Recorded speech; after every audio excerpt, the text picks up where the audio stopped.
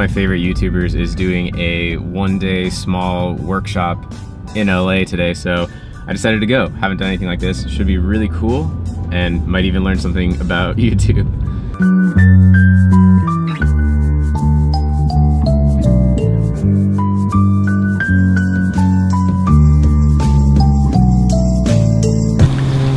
So I'm late, I forgot my extra battery, and I'm not quite sure where to go.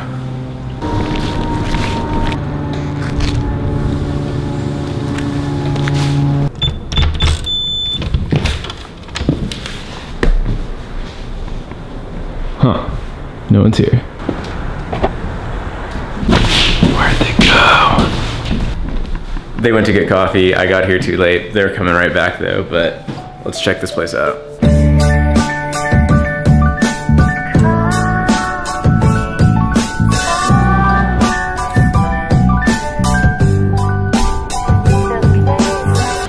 Squad goals. Get a little bit of sun. Grabbing some lunch. New iPhone. Just chatted YouTube for a few hours. Kraig Adams. It was upgraded from the 6S. So I've been to workshops where people have like PowerPoints and like structure it. I just want to hang out. So yeah, we're gonna go on scooters for sure. For sure. We'll get some fancy burgers. Some fancy burgers.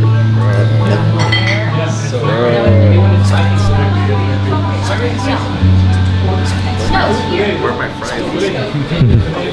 Everything is 100% organic.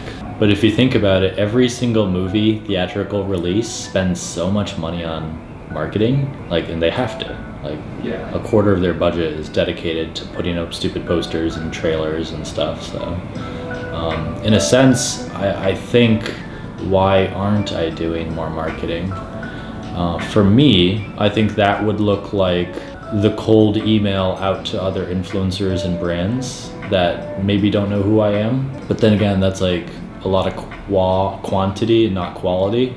Is it better to reach out and send 100 emails to people who might like my stuff and work with me, whether it's a collab or send me on a trip, I'll promote your stuff or whatever. But marketing for us is like doing the legwork to figure out what other creators want and then figuring out a good collab. It's not enough to be like, let's meet up and do something. Like, you should have a plan before you even approach. Through osmosis, I'll help him by helping his friends. If you can't get the attention of the one person, get the attention of the 6 bodyguards protecting that person. If Casey's on your radar, it's gonna be difficult. So Dan Mace is close to him, Candace is close, but that's also difficult. Like, you know, Sam Sheffer is in the building. Works with him all the time, doing podcasts in the basement. Sarah knows, you know, it's just, if you can't get the attention of one person, who's the 6 around? And if you can't get their attention, who's the 6 around one of those people, you know? You can also target your content. Instead of just uploading it to the masses, you can target it very specifically. And that's with title, that's with who you tag. So I think it goes both ways. Like, it's this battle between organic and free. Time-consuming marketing or like paid marketing. Yeah, most people starting out do everything for free organic and don't even think about marketing, but I think as brands start to care about smaller influencers will start to realize we could pay for marketing as well. So I think it's smart to think about Google AdWords and ads as small creators. Workshop has definitely been pretty cool. Just walking around Venice Boardwalk right now. Definitely some good tips that will apply to you guys for sure. So I'll definitely get into that a bit later in the video.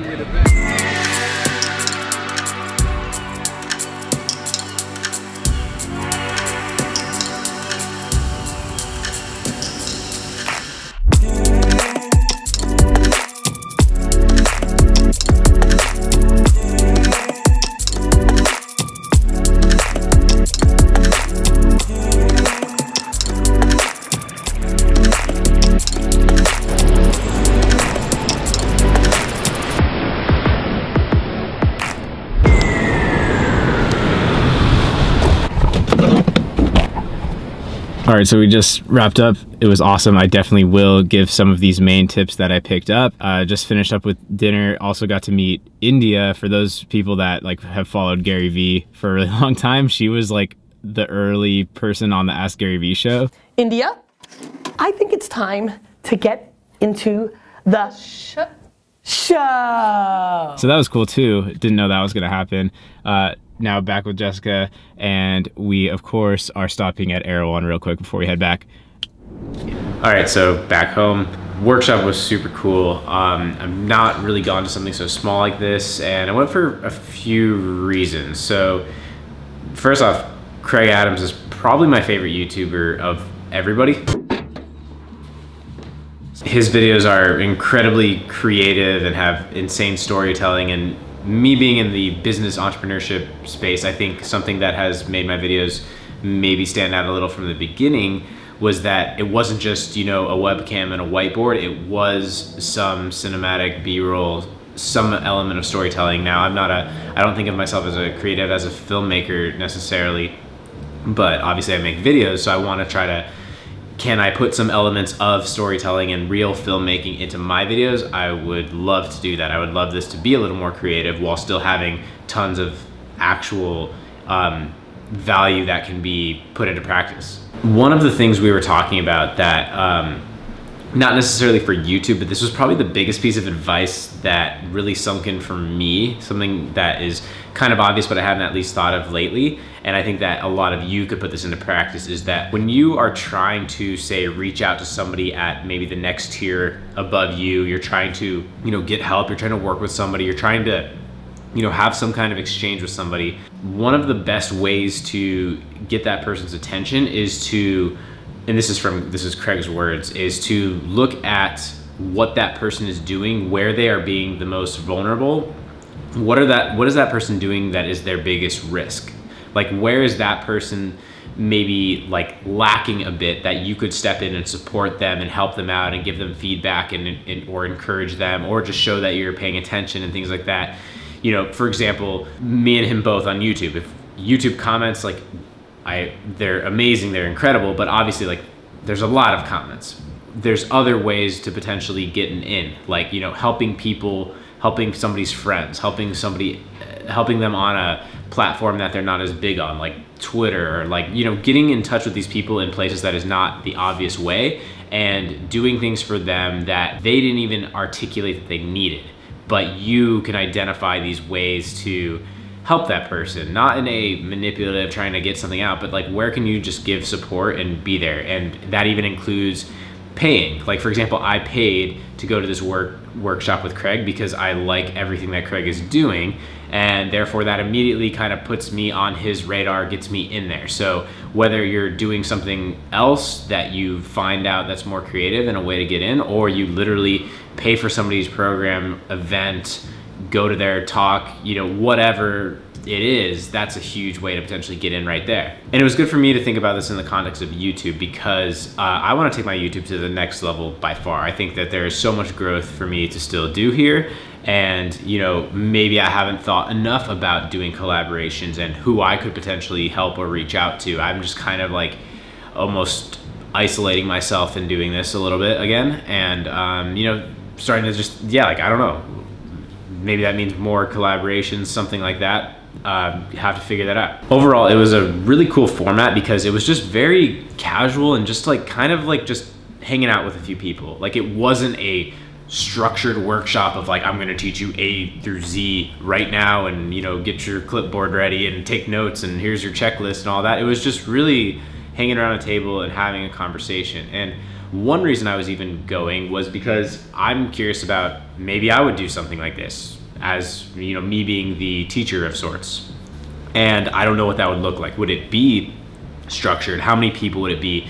You know, what would the price be? Would it be structured? Would it be just loose, hanging out, chatting and answering questions? I think that there's advantages to both. So this is just a thought, but I don't know, like, would in-person little smaller workshop type things even be something that you'd potentially be interested in?